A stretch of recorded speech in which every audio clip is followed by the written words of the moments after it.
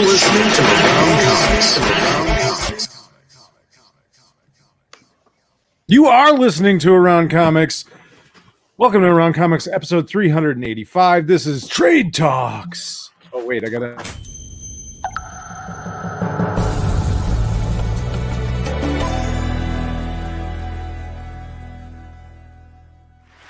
Trade Talks. Trade Talks. Get into my deep NPR voice now. The NPR, your radio voice. This is... I'm Brian Salazar. With me, as always, Christopher Niesman and Thomas Caters. Hey, what's up? Gentlemen, how are you? Wonderful. Great. I thanked Sal a little bit earlier, but he actually came out. I was in... I had to go to a curling club that is about a half a mile from Sal's house to get him to finally come see me curl this weekend. What was it like? Was it exactly what he thought it was going to be? No, actually, it was more impressive than at least the club was more impressive. And actually, curling was kind of fun to watch in person, more so than on TV. I think curling was a little more fun. But yeah, it's funny that curling club is right by the high school I went to.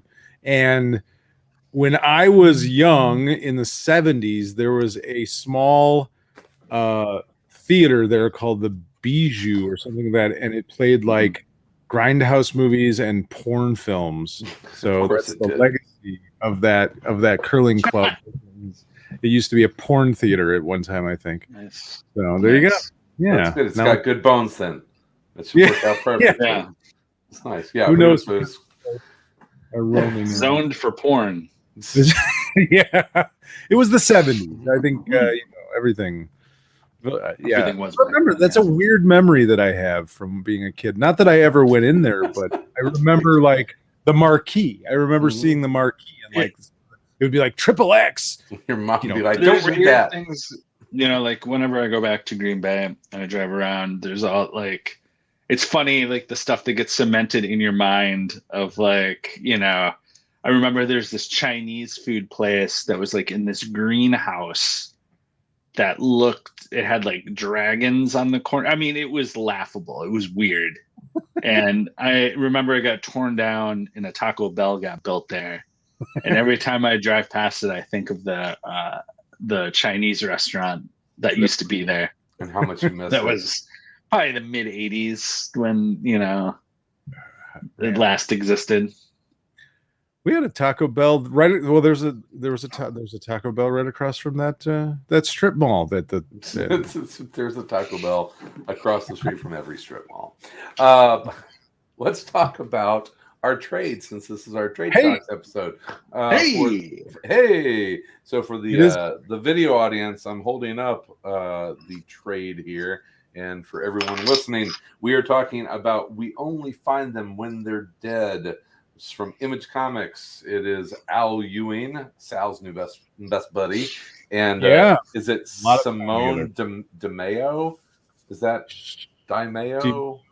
DiMeo on art duties, and this was my pick. But you're the Volume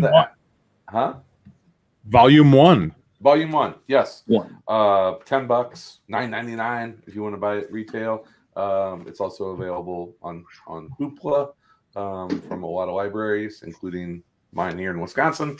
So what do you guys think? I read it twice because I liked it the first time, but I felt like I didn't quite get it all the first time I read it. As much as I genuinely do like Simone DeMeo's art, it's a little too, almost like too cinematic. It's too animation. It reminded me.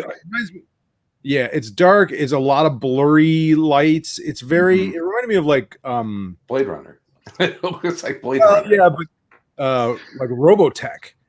Yeah, reminded me kind of like a dark Robotech.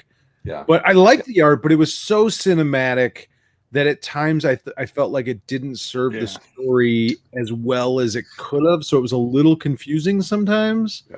But go ahead. Not to start, because I had mixed feelings about this book, and not to get into the bad part of the mixed feelings.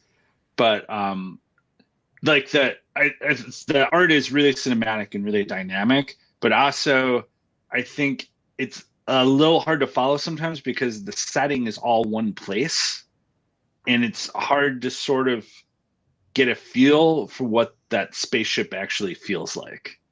Yeah. Like, I feel like you're never quite grounded in what it really is. Like, because everything's so like dynamic, and like there's these really interesting panel layouts, and like the colors are really bright, and like I feel like it's hard when you're inside. So much of it, the story takes place within this one spaceship, or Right. you know, and it's hard when you can't like really in your head wrap your head around what it looks like on the inside, and like what A lot of like I extreme close-ups of people. Yeah, I found myself kind of lost a little bit of like, wait, what's happening? And like, you know, like almost like it would have helped to have a more dynamic in the sense of like, there's this end of the extreme and then there's this end, like, you know, like calmer moments. Yeah. Where like you could feel kind of like he may be doing that with the art. It's like when they're in the ship, it feels compressed, it feels cramped, it feels, you know, everything is a tight shot, and then you get that juxtaposition with the emptiness of space. Whenever they're, you know, so maybe that was conscious, maybe not, but I agree. It's disorienting. It's disorienting, but I mean, I think you know the times where the art really does shine is like you know, the concept of the, you know, the high concept of the book, not to, you know, get into is the, you know, people are mining the bodies of dead gods for sustenance, right? And these guys, it's a ship of fucking banana scavengers, an autopsy ship, right? And like the captain has a history with one of the people that police them that are doing it, and they go after to go find a living god instead of just finding a dead one, right? That's where the title comes from. You only find them when they're dead. You know, the scenes where the art really shines is in the moments with the gods. You know, that's sort of like the time where it's like, okay, like I get like what's happening here. You know, those are really the moments for me where the art's like, yes, like this totally works. You know, especially when they do encounter a living god at one point, and it's like, oh yeah, like that's how it goes, right? And I love the concept of it. You know, I think there's always something intriguing about like the idea that your characters are not in the main story. Like the main story is whatever these gods are doing. That's obviously the story. That's like the big cosmic story. Like who knows what's happening to them, and here's like sort of, it's like, you know, when they're literally ants. They're ants. Yeah, I always like gods. Stuff like damage control and stuff like that. You know, what's the B story to the A story, right? And we're kind of like, what happened? Whatever is happening to these gods, like this is where they end up, and then this is what's happening there. You know, and there's something intriguing to that. Yeah, well, like I said, the first time around, I was a little lost by it. I liked it. I got sort of the surface level story of, you know, Captain Malik, who runs this mining ship, this 4-person mining ship, and his family background that were also miners, and this woman who is a sort of a space cop who keeps the miners from running off with you know, illegally gotten meat and stuff from these dead gods. And I like that whole story, but I just felt like there was something more than I was missing it the first time around. And so I read it again actually today, and I took a little more time with it. I spent a little more time sort of just like really trying to understand every panel, really start trying to understand the story completely. And I got a whole nother level of story out of it doing that, where, you know, the idea of like, you know, Captain Malik is sort of this lost person, and he's searching for, because my first question was, why does he want to see a live god? Like, he says it himself. It's like, this is a suicide mission, probably. I was like, well, why do they want to do it? What's the point of it? Like, but then I came to realize, like, oh, he's searching for meaning in his life. Like, he's searching for meaning in life. He wants answers from a god. He wants to know why his family died. Was it random? Was it this sort of just random thing? And he talks about the tiny meteors that are just random, and they're the ones that can kill you.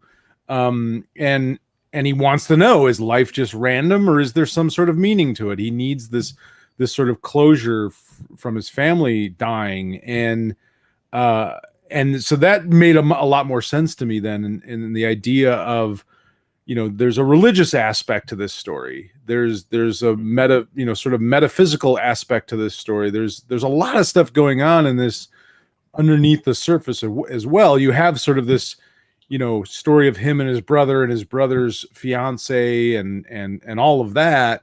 But then beneath that, you have this sort of almost like Don Quixote sort of thing, this adventure. And he even quotes, I think, Man of La Mancha at one point, the one crew member who keeps saying, on, the glorious adventure. So it was really interesting to sort of go through it again and really slow down. I think that's like, I had to just sort of slow down and read through it and read. I didn't even realize at the end, I didn't even get that was him the first time I read it. Like, oh, he's a god now. Like, okay. The big reveal, because we do talk about spoilers. You want to talk about, big, in this book is littered with great usage of splash pages. I think that Ewing, he gets that and knows when and how to use them and uses them for big moments. And the last page of the book or actually the next to last page of the book is one of those awesome splash page reveals. Yeah. Where Malik is now a god. So I think we're ready for what, book 2? It's does it look, is this gonna continue? Yeah, it already has. Yeah. Okay. Yeah, it's a continuing story. I don't know how long, but yeah, it's definitely a continuing story.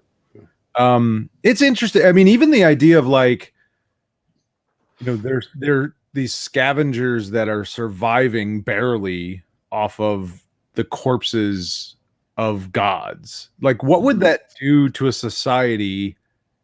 You know what I mean? Like, if you found out there were gods, but you only they're not your gods. Well, are they? You don't know that. You don't. I mean, you don't know if they're your creators or not. You don't know anything. All you know is they're dead. They're these dead creatures. There's a lot of off-camera world building in this series that I really like. I mean, because it makes you ask questions like that, right? I mean, just by these people out, what they're doing in space, you can kind of see the background of a socioeconomic breakdown of what Earth has to be like. So there's a very subtle world building in this. I thought it was very creative. Yeah, I think the first issue is really a phenomenally written issue, in the sense like it gives you so much information in a really efficient way. Just like, oh, his mother's telling him the story about like, they mined all the asteroids. The asteroids were mined out, so they were sort of dying. There was no work for miners anymore, and then all of a sudden these giant corpses just showed up, and they decided to start mining them. And just that alone is like, whoa, that's a crazy, lot of history right there. And he uses the past. He flashes back to a couple of different decades, sort of, or a couple of different year time. There's like three periods. It's when he's a kid, then when he's a young adult, for the big accident or whatever they want to call it, was in 2337, and then this is 30 years later. Yeah. The only thing I had a weird thing with was like, and I think he did a pretty good job by the end of this issue, or the end of this book, of answering those questions, like the motivation of the crew.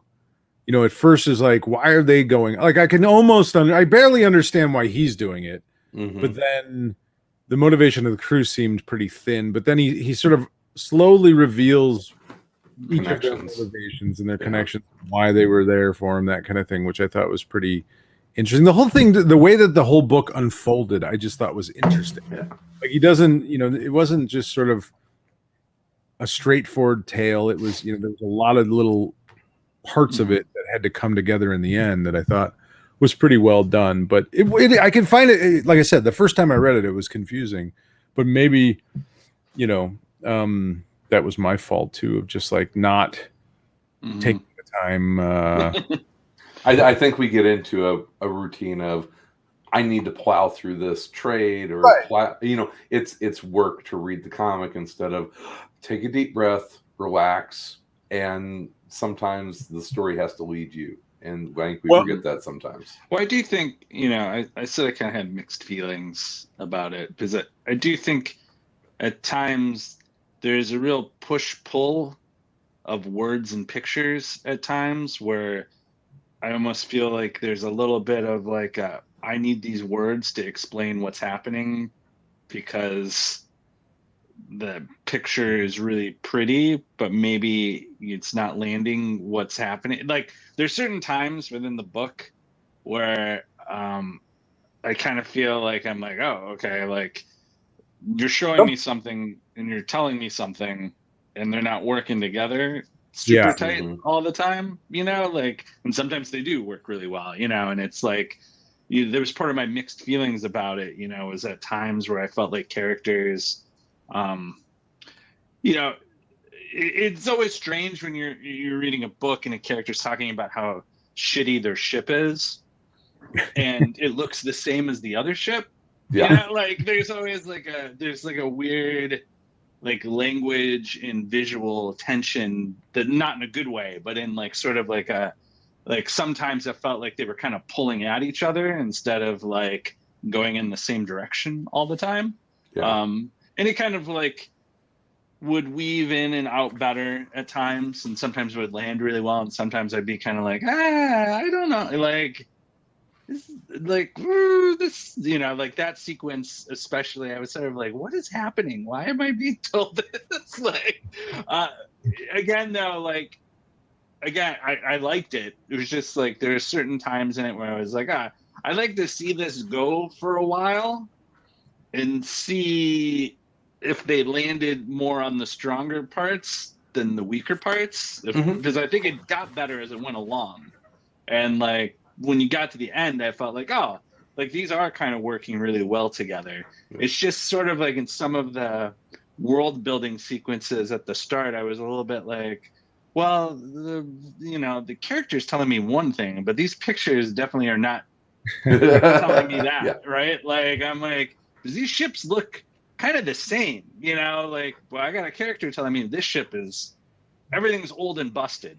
Right. And like, I don't think that his art style is conducive to old and busted. It's everything's super clean lines. So sometimes at the beginning of the story, I was having a hard time, because I was trying to well, wait, like, everything's old and busted. Like, it took me a while to start like get my head around what was happening, right? And then it got better as it went along, where like that sort of like pulling against each other wasn't happening as much, and it felt more like I'm not having a character explain something that the pictures aren't doing, right? So like, in that sense, like, I'd be interested to see how it keeps going, if they continue to sort of build on that like momentum of like, oh, okay, because it did feel to me like, as the first issue was strong, and then like, and then there was a couple where I was like, okay, and then it kind of picked up towards the end, and I wonder as it goes along if that's just going to keep that momentum will keep building, or it's sort of like, oh, okay, I think they kind of found a sweet spot where like where the art does match the action that you're trying to portray, and like the emotion. It's like the first issue or the first chapter and the fourth and fifth chapters, I felt like the art matched the story more, where you had some quieter moments in between that it was just and it was like it's kind of and that's how it goes sometimes when you are making stuff. But I mean, definitely by the end I was sort of like, oh, okay, like they're kind of figuring this out, and there's other stuff too that I think, getting to understand the motivations of the crew members, I did think they get to that. And then on the, but it's also funny too, because part of the mixed feelings, the tension of that is they get to that, but it's like, I'll be honest, the whole story with like the escort, not the escort, like a prostitute, the escort, that's the person that polices them. I was sort of like, okay. Like I was sort of like, I guess that's interesting. Okay. I mean, it's always weird when you have a reveal, like in the 5th issue, about something you just learned about, where you're like, it's hard to like be like, oh my God, that's the truth, where it's like, I only knew the lie for like 30 pages back, like it doesn't have that impact, right? Of like, I wonder if that read differently in single issues, though. Yeah, I wonder. Yeah, because I was reading it in the books, I was like, because I'm like, well, I've only known this version for 30 pages. Like like the twist, it's not much of a twist because I'm barely gotten into it, right? But yeah, I mean, the end reveal was pretty cool, and I think they did find like a really nice melding of art, the art and the words, as comics should. I think Greg Porter has a good sort of comment here. He said, I felt like Thomas Pynchon. I felt like it was so close to everything that I couldn't see the big picture. I wanted that wide shot perspective. Yeah. I don't know who's Thomas. I seem Thomas like Pynchon? I feel like I know that. I Name, I don't know who that is. I got a couple books by him I've never finished. Wayne, can you research that for us? He wrote Inherent Vice. That book. He wrote Gravity's Rainbow. Yes, yeah. Which I've tried to read like 7 times in my life, and I'm always like, this is really good, but it requires you to like really pay attention a lot, right? In that phase of my life. You just described Foundation for me. It's just like, oh my God. 7 times, 0 for 7. And while I'm reading it, I'm like, oh my God, this is great. This guy's a genius. And it's like, this is so interesting. But then it's like, it's one of those, Gravity's Rainbow. It's like one of those books where like, if you stop reading it for like 2 days, and then you pick it up again, you're just like, wait, what the fuck? What's happening? Yeah, like you have to keep the momentum going, like. Who's the David Wallace? David Foster Wallace. Yeah, like I feel that way about his. I love when I'm reading his stuff. I love it, but it's the same feeling if I put it down and then go back and try and read it again. I'm like, this makes no sense. You gotta like keep the momentum going. Yeah, it's like they don't stop. Like there's nowhere to pick up. There's not easy to pick up the thread again, right? Yes. Like once you drop the thread, so it's like you'll pick it up and you'll be like, holy shit, did I stop here?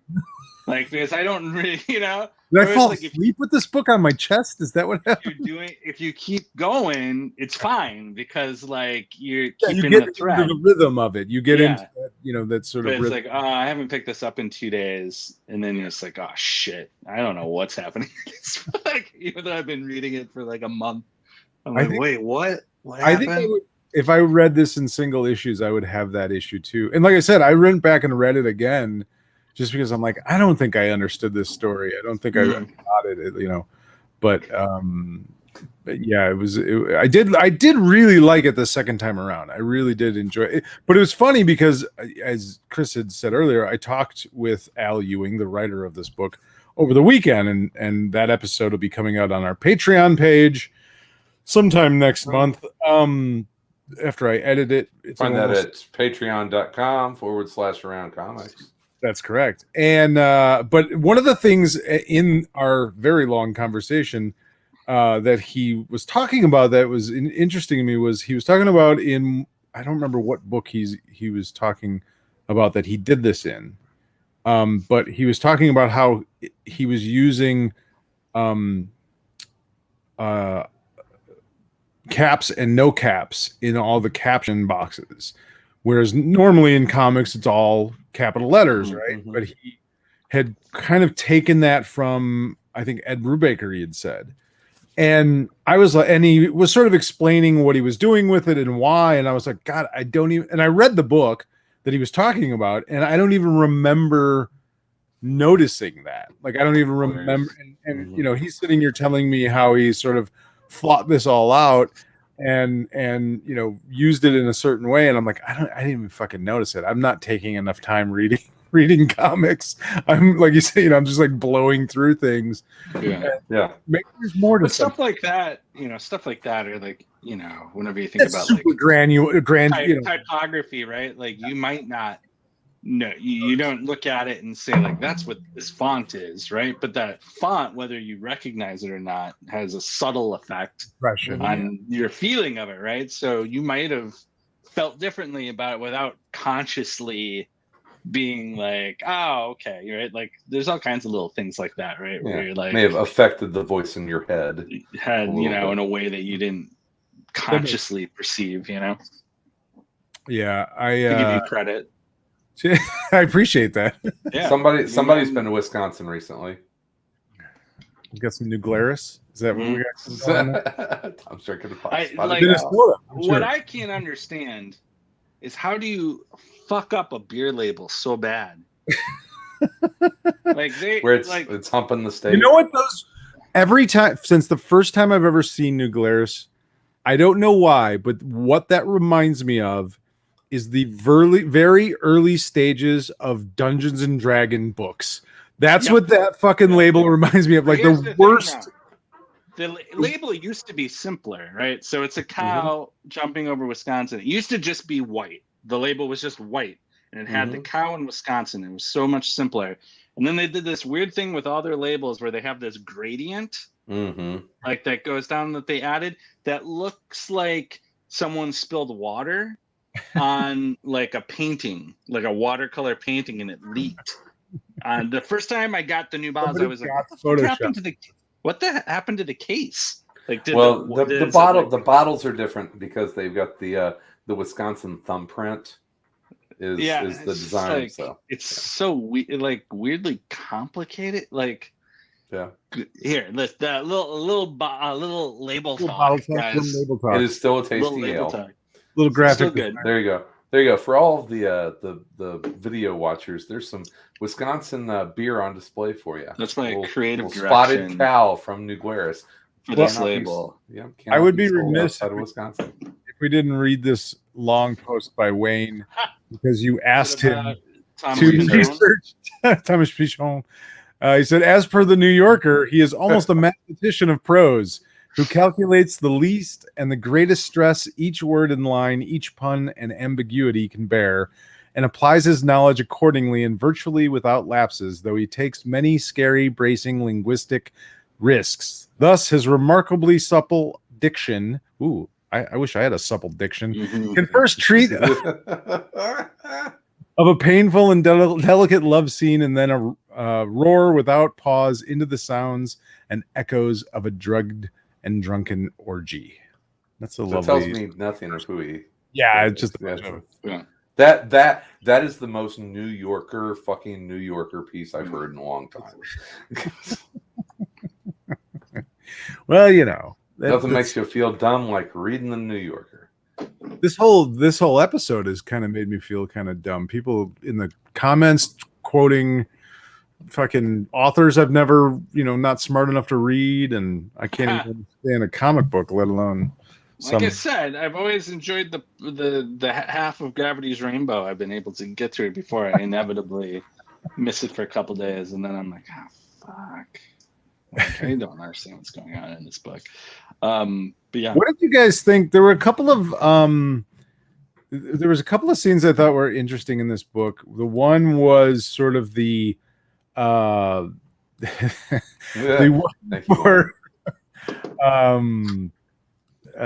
sort of ballet dance of meat packing that they do. It was cool. It was really interesting. It was neat. That was a neat scene. It was, but I kept wondering why. I was trying to figure out why take up that much space. I mean, it was cool looking, and it was I very. think it hammers home. I mean, this whole subtext of cutting up gods for commerce, right? Yeah, it was. I mean, it was kind of gross, but yet strangely pretty. But here's the one thing that I didn't quite understand. So you see this whole scene, and I think it's a double page spread, and it's 4x4, so it's 16 panels, Mm-hmm. and it's this slow, almost scene by scene, step by step process of cutting a chunk of meat out of this dead god's lip, and then floating it up into your ship and processing it, cutting it into slices and packaging it. And at the end, the woman that runs that part of the ship, the arms, she says, "Like a ballet, huh? Isn't it beautiful?" And the captain says, "No, but it could be." And I didn't understand what he meant by that, and I still don't understand what he meant by that. That whole scene just confused me. Like, I'm like, does that have something to do with him seeking a living god? But why would this relate Yeah. to that? You're seeking a living god. You wouldn't cut it up, right? So You've got Al's number. Call him. I guess I don't know. Yeah. I wanted to Hey, figure- Al, what does this mean? I don't understand it. I don't get it. I just thought you guys would have some insight. But No, I don't. that line did stick with me. I was like, okay, what does he mean by that? And I was like, okay, it will be revealed later, and not. Yeah, it was weird. It was just like, it was, even on the second reading of it, I think it was the only sequence that I didn't get. Like, I think I figured everything else out that confused me in the book, but this one I still didn't quite get. And it not that it bothered me, but it just was like, what the fuck? The fuck, Al? I don't know. Joe asks, analogy to butchering whales. Yeah, I mean, that was kind of the process. Yeah, that's part of the whole. It is like, there is something I feel like I'm missing about this book. Something about, like, surviving off of the dead, and how both Captain Malik is surviving off of his, like, with his guilt from the dead, and Paula, the escort, is surviving off of her rage of the dead. If you know what I mean, like, Yeah. I feel like there's some sort of connection there to them being miners and mining dead bodies, and it's like the whole story was sort of about, this search for meaning in this one moment in their and in their whole lives, of like, what are we doing? We cut up dead bodies and process the meat, and what is the meaning of all this? What is they're and survival gets hinted at several times, of just trying to survive, and they are just surviving by using death. And so, yeah, I mean, there's obviously subtext, in like there. In a way, all mining is sort of mining dead bodies. I was thinking that too. That popped into my head too. It's like it's digging into the past to find stuff that's worth something. Like that's all it is. Like, that's always what it is when you dig into the ground to go find stuff. You dig into the past to go look at it. But yeah, I mean, the intrigue is just like, the idea that you are you're the second act that isn't, like, who cares? Like, you're the survivor. Like, what's the meaning of that? Like, is there a meaning to that, or are you just happen to be the person that survived the story? And that's it, like, is there more to it than, like, I survived, like, who knows? That's the intrigue part of the book. To me, the far more interesting part is, like, the idea of, like, why does he want to go find this god? Like, his whole family died. Is that it? Is that the story? Like, he's the one that survived, like, is all life is like these dead gods show up and we mine them, and we're just like the epilogue to the story that's already happened someplace else. Like there's the way it's set up is really interesting, right? Because it's always like, well, why are these gods dying? Like what is happening to them? Is there something else happening? And they end up here? Like, well, how did they end up dead? Like why did they show up dead? Why did they come? Yeah, like who's killing them? Is this like or is this just they are gonna die? The gods die. They kill each other. They're having some sort of fourth world, colossal battle somewhere. And this is just what happens. And are we going to call it a lucky shot with the ship just happening to cut the god's throat? Well, I mean, it was, there were a couple of things where it was just sort of like, but I think it played on the whole, is it random or is there some, because he kept, like, Captain Malik kept sort of, his thought was this is, like when what's her name is killed by Paula, Ellis, when she's killed by Paula, he's like, is this what you wanted, a sacrifice? And he's speaking to this god, you know what I mean? So his thought process is there is meaning, they're causing these things in our lives to happen, you know what I mean? So I think it's like his perspective is there is meaning. So even when something like, at the end where the tiny meteorite takes out Paula and saves him, is that random? Is that sort of a deus ex machina? Or is that something else? Is that the gods' will? And I think that's part of that sort of intrigue too, of like, are these gods? Are they even gods?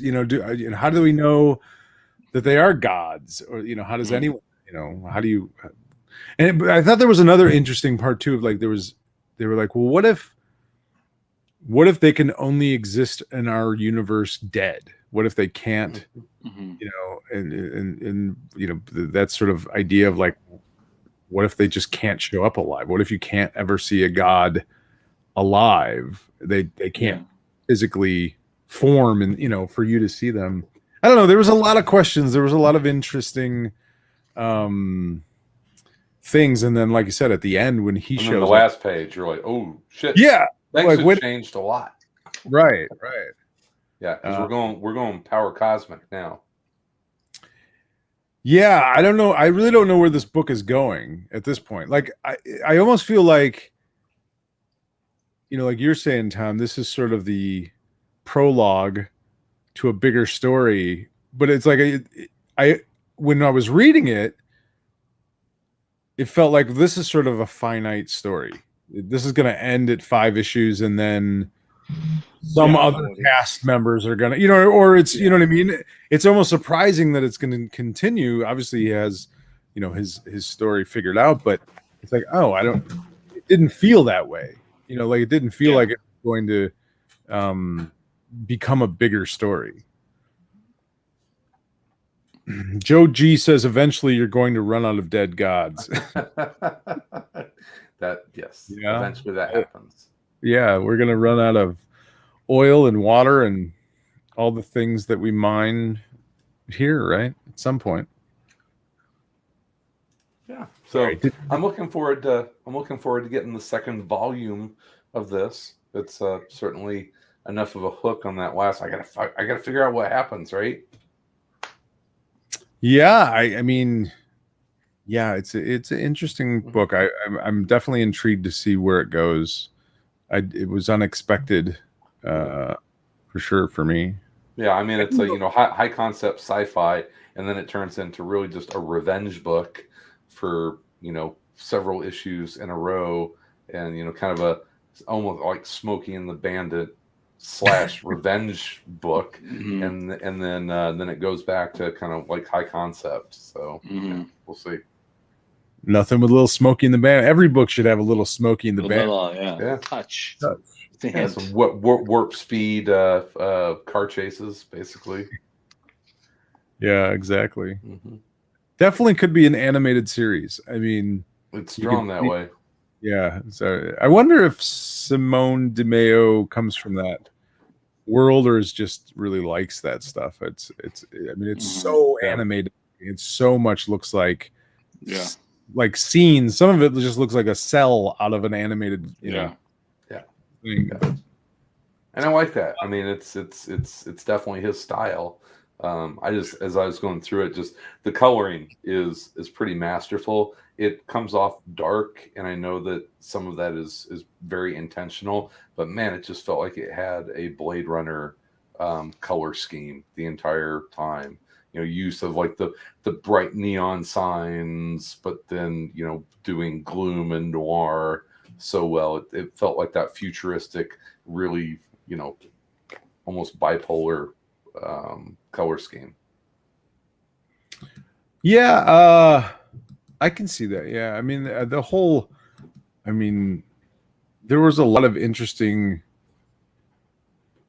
almost monochromatic color. Like it's like you'd have whole scenes that are just sort of green, yellow, or blue, or but it worked really well. It's very pretty. And like you said, Tom, like the scenes with the gods, the dead gods, are just like epic looking. Like they look, godly. Somebody had said in the comments, I think Wayne said something about the MCU mining the remains of the Celestials. Yeah, definitely. Yeah. I mean, there's a lot of Kirby in this. Yeah. Well, that was the Guardians, right? Abbott and Lanning, wasn't that there? Oh no, Nowhere. Yeah. So, Nowhere is the hollowed out head of a Celestial, which it's fucking brilliant. I love it. Yeah, and this is just sort of okay. That's an interesting idea.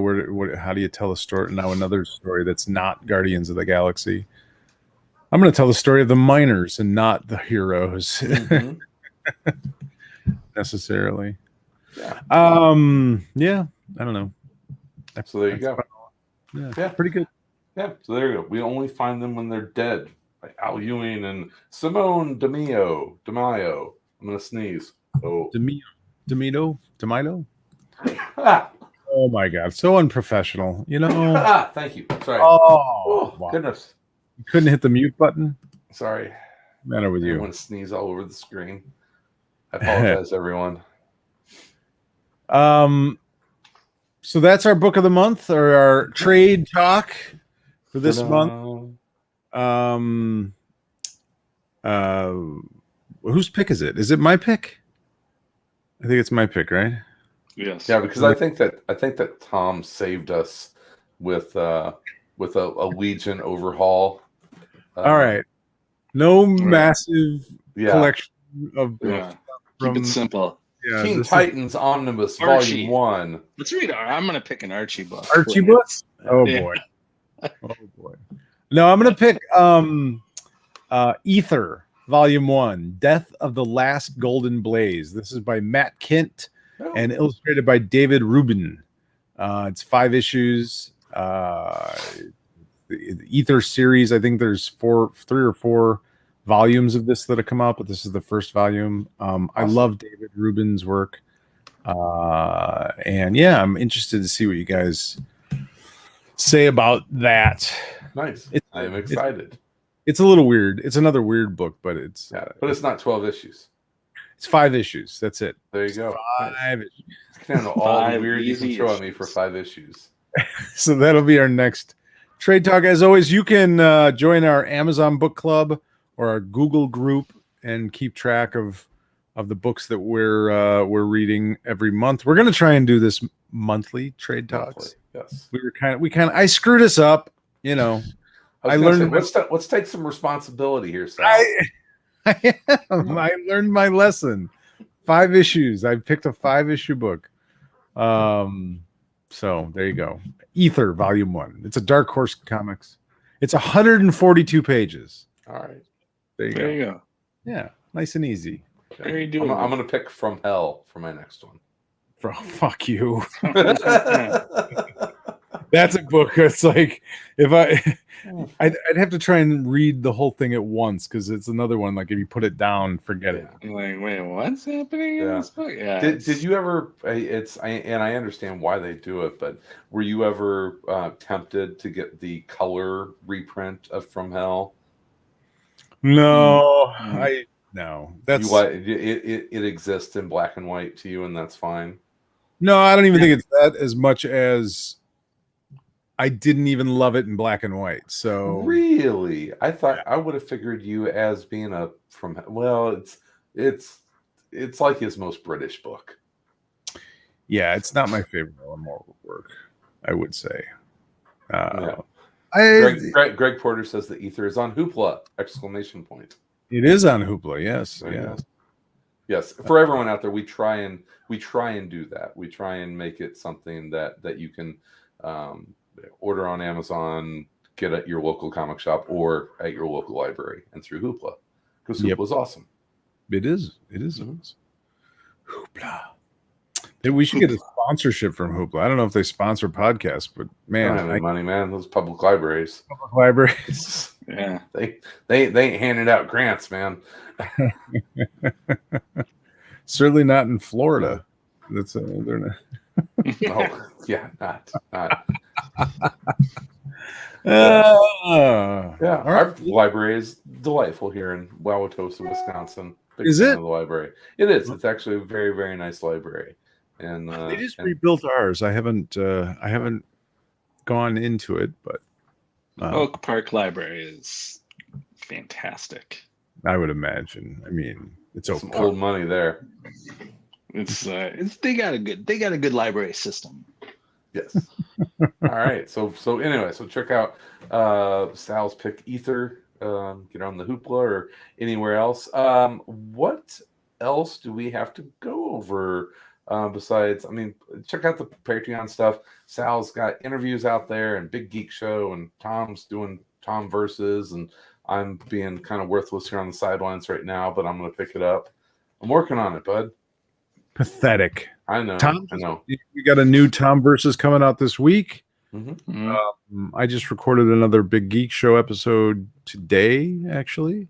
I'll probably put that out, I don't know, sometime. Sign up for our Substack, aroundcomics.substack.com. It's a newsletter. It's free. I just kind of recap everything that's come out over the week and add some other extra stuff in there from time to time. I just started reading the full screenplay of Pulp Fiction. Oh God. What? Yes, our K Billy Super Sounds. It's K Billy Super Sounds. It's Pulp Fiction month, everyone. I'm so excited. Oh, it's one of my all-time favorite movies. So of course it is, right? It's a great movie. I'll be I don't even know if it's my favorite Tarantino movie anymore. It's not my favorite Tarantino movie, but it is still one of my favorite movies. Well, there you go. So yeah, I'm completely jazzed, and I think we're gonna have a hoot talking about it. You, me, and Will Pfeiffer. So that'll be in 3 weeks, and then I think we're gonna get back with ACTV this week. We are getting caught up with What If. I think we're gonna recap some of the What If, and we're gonna talk. I actually like the much more interesting Titans, I think. Yeah, boy, we will talk about how I kind of I have this. Is it a guilty pleasure to say that you love Titans? Is it a guilty pleasure? Is it a show that I shouldn't like as much as I do? No, the thing I like about Titans is that they've fully embraced what they are. It is like sort of ridiculous, but like not in the CW way. It's so close though, but a little different. It's like a little more like if the CW were junior high, this is high school. Yeah, but also with like the hint, like that sort of pushing the violence. Yeah. To like a point where it's like a little bit sometimes like, oh, okay. I think it's more tongue in cheek than the CW. I think that's the difference. Like, yeah. in the interracial, like the sort of hyper emotional drama stuff that they put in there is, like less, it feels less heavy, like less trying to be serious than the CW stuff feels like very, I don't know, hammy, where this stuff doesn't feel as, because it's really the only, I mean, the only relationship was Hawk and Dove, really. Theirs was a good one. That. Spoilers, they took care of that. Yeah. But like everything else is sort of jokey. Even even when something goes bad, or they kind of, it's a little more tongue in cheek, which I appreciate. But I like it. I enjoy it. I like it a lot. It's not as silly as like Doom Patrol. Doom Patrol is fucking madcap. Like, but it's also the same universe, because I love that Gar was on both of them. Gar started as Beast Boy in the Doom Patrol. Way back. That was that a Titans episode that introduced Doom Patrol? Is that how that worked? Yeah, I believe so. I believe from back season 1. Okay. It's also like the similarity to me of like how that works with Doom Patrol is like, what I enjoy about it is they've like fully embraced what they are, what it is. Yeah. And like they aren't trying to like, they're owning it. Yeah. They own the very unique like tone that they've sort of created with the show, where it's like, if you just look at it, you're like, oh, this is like a serious superhero thing. But then as you watch it, you're like, no, it isn't. Yes, not what I mean. Like it has the production value of like it looks serious. Like if you see a still, it looks like JLA. Like it looks like a what's his name? His JLA movie. Yeah. But it doesn't take itself as serious as he does. Yeah, it has like, oh, this must be, the one of these doom and gloom. Right. Like this is serious, right? Like, and you see a still photo of Starfire. No, I tell you what, the guy that they cast for Dick Grayson, I mean, that dude is Dick Grayson. He is Nightwing. He's pretty good. Could you ever have thought about casting someone that you can imagine as Dick Grayson? It's even in like when he's fighting, like, oh, that's Nightwing. Like that. Yeah, he looks the part. Like he just, everything about him. It's like that's Dick Grayson. That is Nightwing. I like all of them. I like. What's the woman that plays Starfire? I think is. I love that she has a sense of humor about her. Like, you know what I mean? And she sort of gets emotional about things and gets pissed off about stuff, and and that's what like they take. It's like we take the fact that we are dressing up in costumes and fighting weird criminals seriously, but we also know it's ridiculous. Like the characters themselves sort of understand that to some degree, I think, and that it's Batman is kind of stupid. Like, as an idea, right? And it's like what would old Batman be like? Like fucked up, just like PTSD or something. Like he's just like annoying the shit out of young Nightwing, and just like, oh my god, like Jesus Christ, dude. Like I finally realized how fucking crazy you are. Yeah, like stay away from me, crazy old man. Yeah, like I love that casting. Like where he's like, do you want to be Robin again? Like, what the fuck, dude? No, I don't want to be Robin again, you weirdo. It's funny because the show's not that serious, right? But like in a weird way, I really like the way they've done like the Dick Grayson Batman relationship. Is like, it feels very genuine to someone who's like, I'm an adult, stop treating like a child, stop treating me like a child, like in a way that I don't know I can't think of too many other things that have done that which is sort of the hallmark of that character, right? Like, how many comic characters get to graduate from being the sidekick to like being their own character, right? And like in a way, that show, even though it's silly, sort of done that in a really interesting way. Because like the way they've done it, I am like, oh god, yeah, like dude, just like shut up about fucking fighting crime for like you're like old and busted, like stop, like he's sad. There's something sad about him. He's there was an okay boomer moment in there. It was it was sad, like, sad, desperate Bruce Wayne.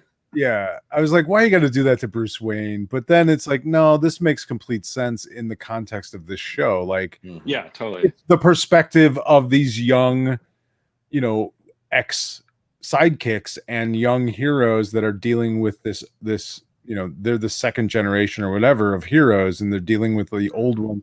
Like, I want to see them sort of have that same thing happen with like a Superman and Wonder Woman, and just like all of them just being like fed up, and with these old heads, that are just a pain in the... Yeah, exactly. It's as like an old person. Kid. Yeah, and like, I mean, the moments where it's kind of like you can identify with like Dick Grayson's an adult, and like Batman just seems like this old guy who can't like wrap his head around the fact that Dick Grayson isn't Robin, like isn't like a kid. His kid doesn't want to be, or doesn't want to be, like not interested in doing that anymore, and like and there's something kind of sad about it too, because it's also sort of like Dick Grayson wants Batman to be, he wants Bruce Wayne to be something else to him.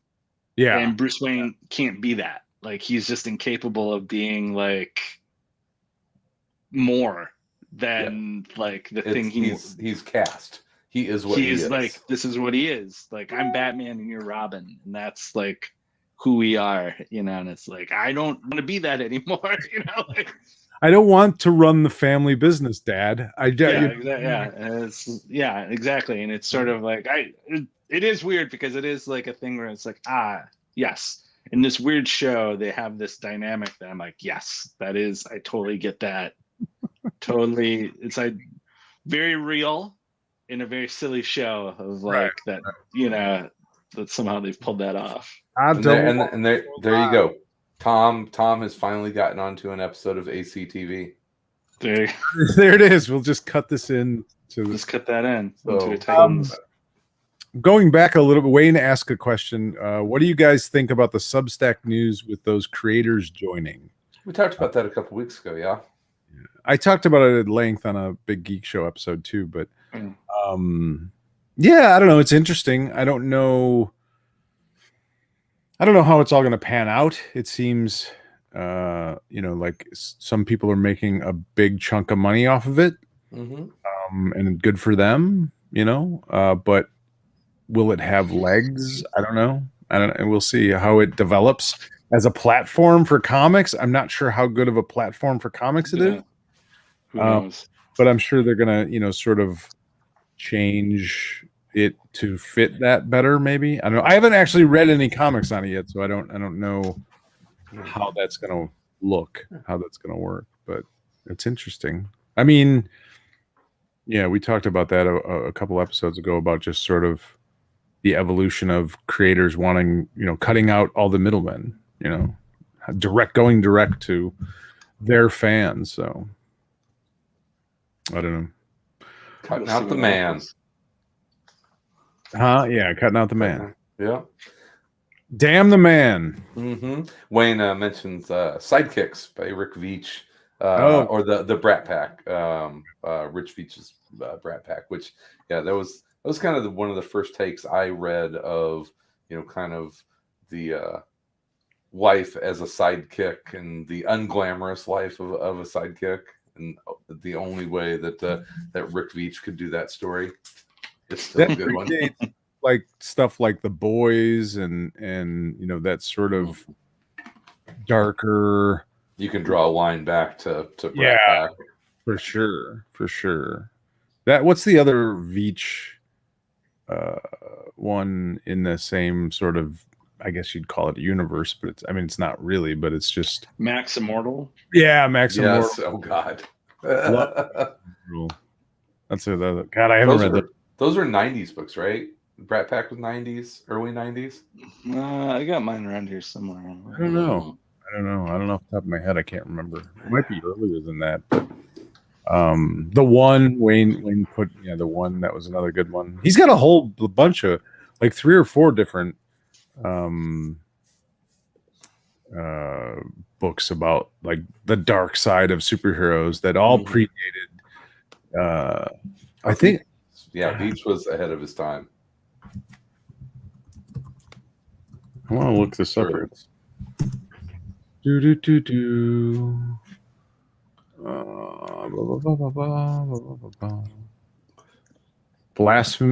Veach's blasphemous superhero masterpiece. That's a great. I want to say Wayne said 90s book. I'm thinking like 94 ish. Rick Veach, Brat Pack. August 1990. The first issue. Okay. Yeah. So King Hell Press. Yeah. But I want to say, awesome stuff. Let's see.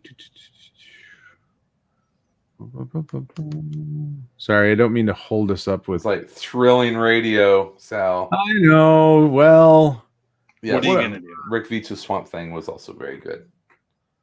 Yeah. I thought there was something that actually he did that predated like Watchmen. Oh, really? Okay. But I can't remember if the one was 85, 86. It's about the same time.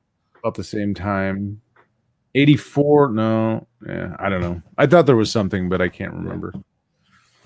I thought I remember reading something that sort of it predated Watchmen and had a sort of that deconstructionist look at superhero comics that we've seen so much.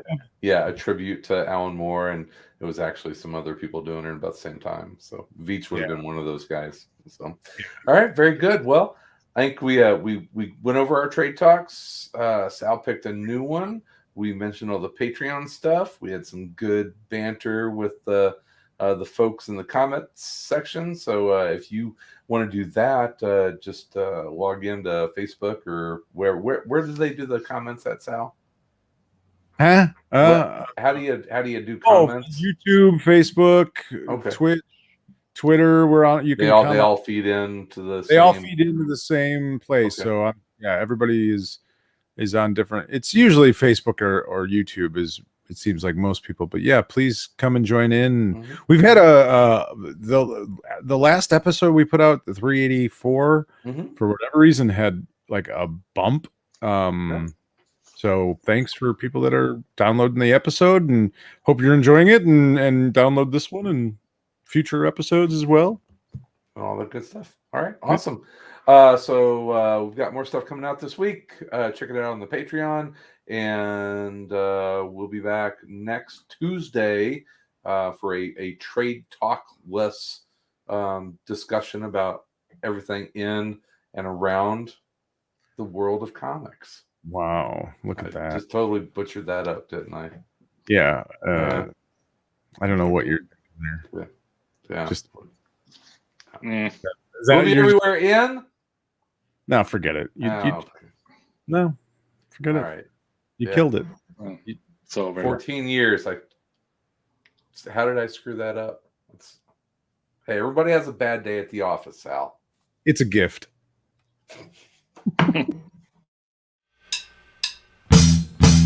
Everywhere.